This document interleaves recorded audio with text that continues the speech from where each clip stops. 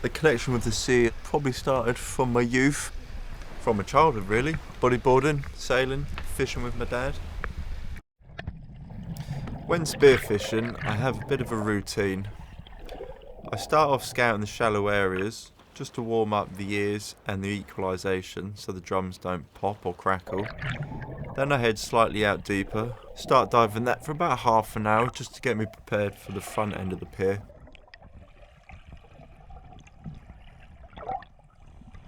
This rocky patch is just before the wreck.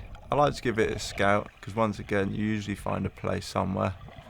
I scout this area probably for about 10 minutes, but there's nothing here.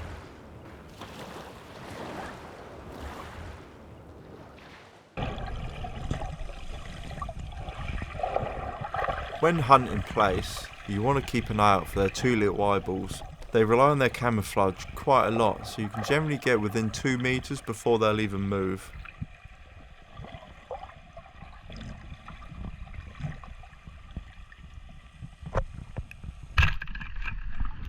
After shooting the fish, I swim straight towards it, grabbing either end of the spear, keeping the fish on.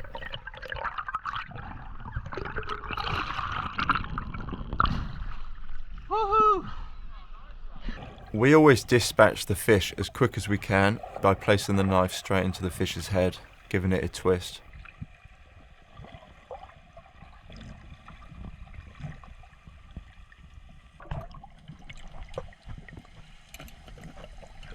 I like to bleed the fish straight after dispatching it, as I find it helps keep the flavour when we freeze it.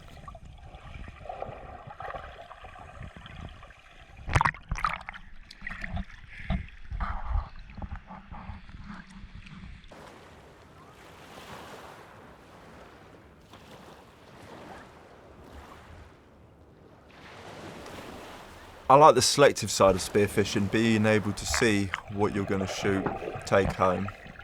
Where you see most rod and line fishermen catch a fish, it gets off. You know that fish is now swimming around with a hook in its mouth for the next week. Spearfishing is almost a way of life. You generally find they're always down the beach.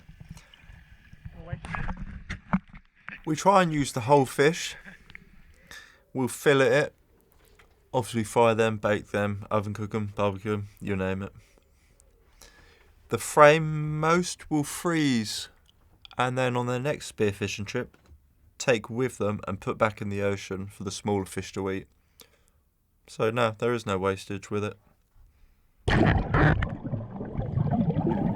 We do this because we enjoy diving, we enjoy being in the ocean and we enjoy watching the fish and the different surroundings. If I don't come home with something, or if I think, oh, that might be too small, I'm not overly fussed. I'll happily come home empty-handed, because dive's always a good dive, because you're out in the ocean doing what you enjoy.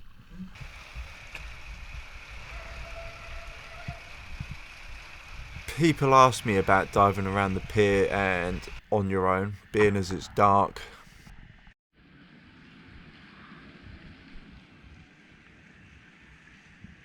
I swim down parallel with the metal beams to give me reference to where I am and the depth that I'm going.